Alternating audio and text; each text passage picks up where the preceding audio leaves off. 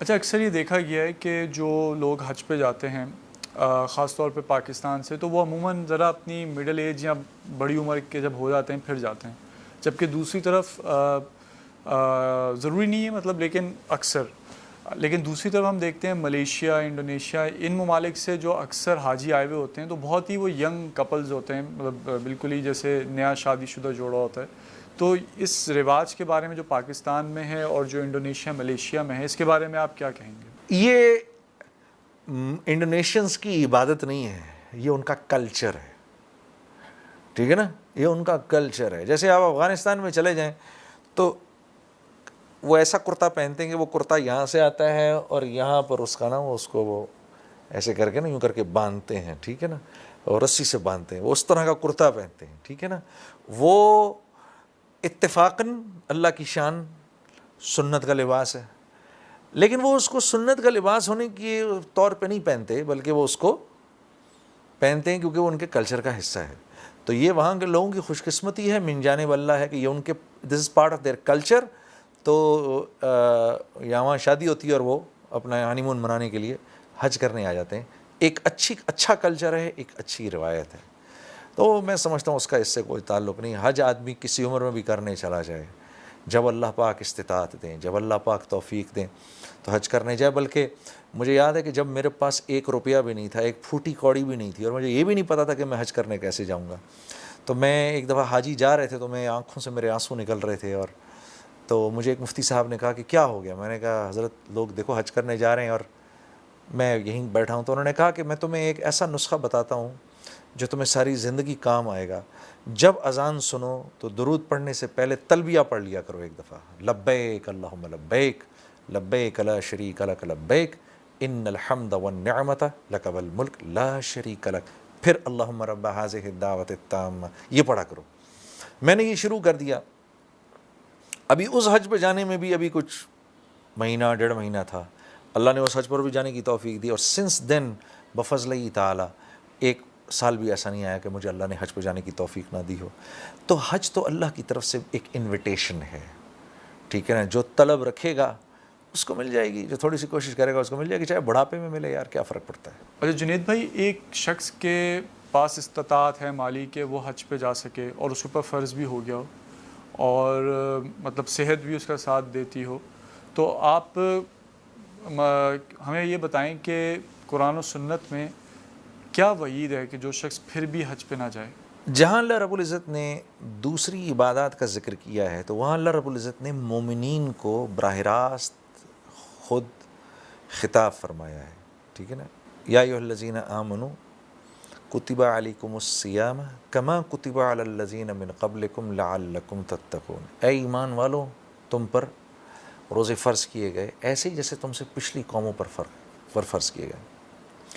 اسی طرح اللہ رب العزت پھر مومنین کو خطاب فرما کے نماز کا حکم دے رہے ہیں، زکوٰۃ کا حکم دے رہے ہیں. لیکن جب حج کا حکم دے رہے ہیں تو پھر اللہ رب العزت ساری انسانیت کو بلا رہے ہیں. ٹھیک ہے، اللہ کے گھر کی طرف تمام کے تمام انسانوں تم لوگ آؤ میرے گھر کی طرف. ٹھیک ہے نا، بادشاہ جب بادشاہ اپنی رحم اور اپنی عطا کی انتہا پر ہوتا ہے نا تو پھر وہ سبھی کو بلاتا ہے. چلو اے ماننے والوں تم بھی آ جاؤ، محبت کرنے والوں تم بھی آ جاؤ، جو محبت نہیں کرتے تم بھی آ جاؤ، سب آ جاؤ چلو. ٹھیک ہے، کیوں؟ وہ اپنے محل بلا رہا ہے عطا کرنے کے لیے. تو یہاں اللہ رب العزت اپنے گھر بلا رہے ہیں. جب اپنے گھر بلا رہے ہیں تو ساری انسانیت کو مخاطب فرما رہے ہیں. تو لیکن مخاطب کرنے کا مطلب کیا ہوا کہ بھائی ماننے والوں تم تو آئی جاؤ، نہ ماننے والوں تم کلمہ پڑھو اور تم بھی آ جاؤ. ٹھیک ہے، کیونکہ حج پر عطا کے دروازے کھلے ہوتے ہیں. ٹھیک ہے نا، اس لیے اللہ کے نبی صلی اللہ علیہ وسلم کے ارشاد کے مطابق آپ نے فرمایا جس کے پاس استطاعت ہو حج کی اور وہ حج نہ کرے تو وہ نصرانی مرے یا یہودی مرے ہماری بلا سے، کم و بیش الفاظ ہے.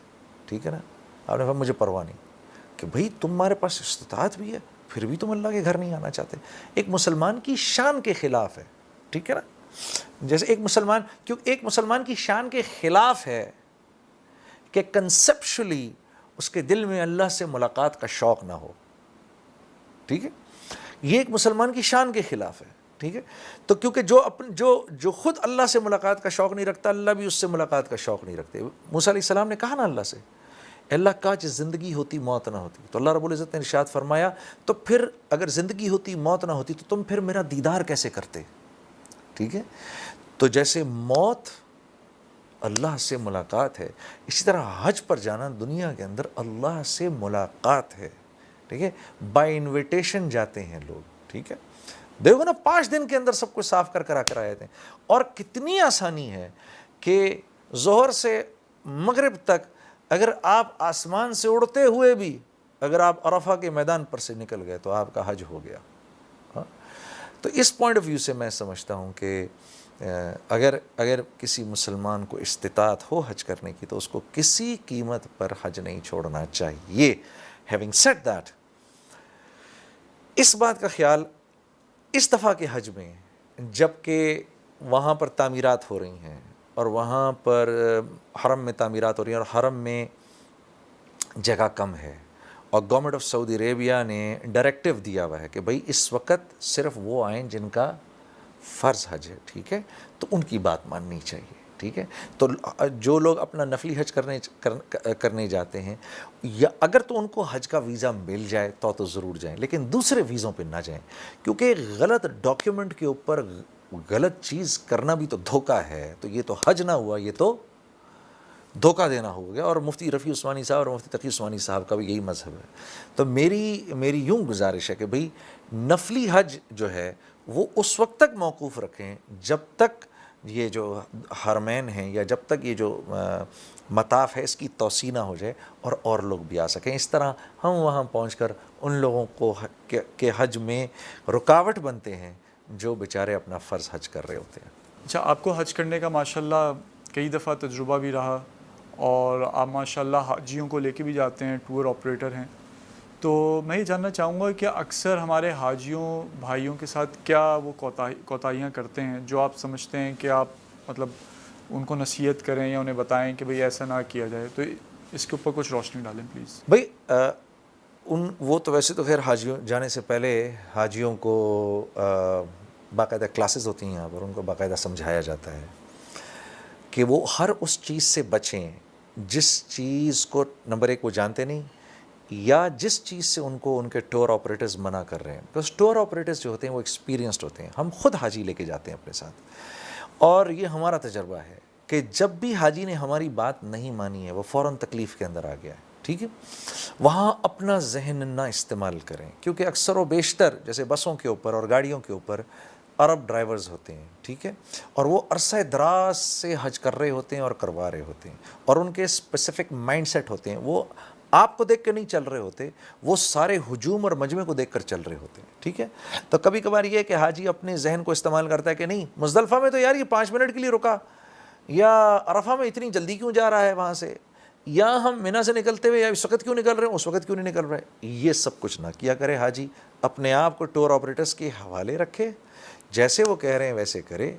انشاءاللہ العزیز ان سے زیادہ احساس ہوتا ہے ٹور آپریٹرز کو جو لے کے جا رہے ہوتے ہیں کہ میرے حاجی کا حج ہو جائے یا جو فرض کر رہا ہے اس کا فرض حج ہو جائے. تو بات مان کے چلیں گے تو بہترین حج کریں گے. یہ میرا تجربہ ہے. بات نہیں مانیں گے تو خود ہی تکلیف میں آ جائیں گے. میرا آپ سے آخری سوال ہے کہ ایک شخص حج پہ جا رہا ہے تو آپ اس کو کیا نصیحت کرتے ہیں کہ وہ کیسے اپنے اس حج کو مقبول بنائے؟ حج کو مقبول بنانے کے لیے 3 نیتیں کرے. سب سے پہلی نیت یہ کرے اپنی پچھلی زندگی پر توبہ کرے. ٹھیک ہے. کیونکہ یہ عرفہ کا وہی میدان ہے جس میدان کے اندر حضرت آدم علیہ السلام کی توبہ قبول ہوئی تھی. پھر دوسرے یہ کہ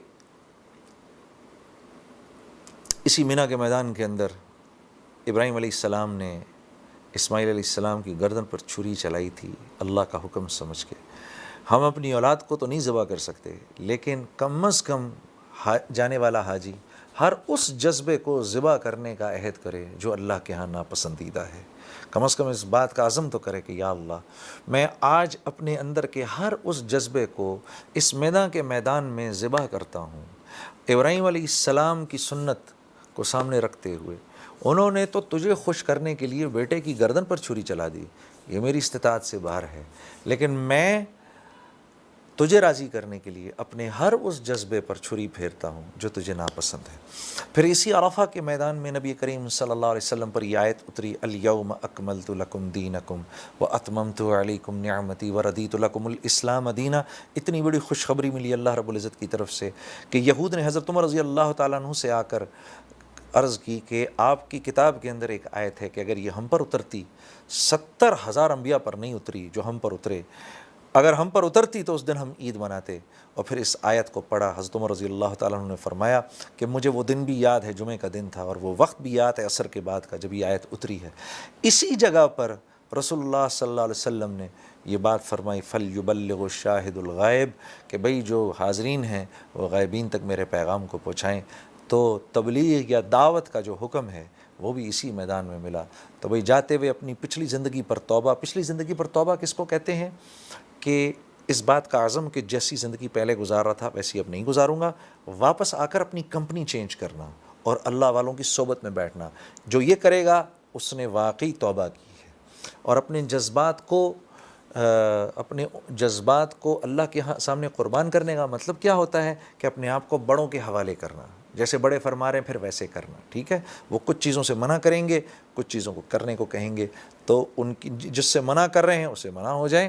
وما آتاکم الرسول فخذوہ وما نہاکم عنہ فانتہوا۔ صحابہ کو بھی یہ حکم ملا کہ جو جس چیز کو کے کرنے کو کہہ رہے ہیں تمہارے نبی کرو، جس سے منع کر رہے ہیں منع ہو جاؤ۔ تو یہ ہو گیا جی جذبات کو قربان کرنا۔ اور دعوت، اللہ نے آج کے دور میں یہ دعوت تبلیغ کا کام شروع کیا ہوا ہے، سارے عالم کے اندر ہو رہا ہے، جماعتیں نکلتی ہیں، بھائی اپنے آپ کو اس کا پابند بنائیں۔ جزاک اللہ جنید بھائی، بہت بہت شکریہ۔ ناظرین، آپ نے جنید جمشید صاحب کی حج کے موضوع کے اوپر گفتگو سنی۔ یقیناً آپ کو بھی اس بات کا شوق پیدا ہوا ہوگا جو کہ ہر مسلمان کے دل میں پہلے سے بھی ہوتا ہے کہ وہ حج پہ جائے اور اللہ تعالیٰ کے گھر میں حاضری دے۔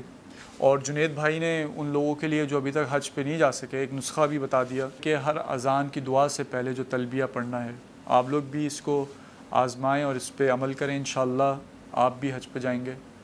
ہمارے لیے دعا کیجیے گا۔ جزاک اللہ۔ السلام علیکم ورحمۃ اللہ۔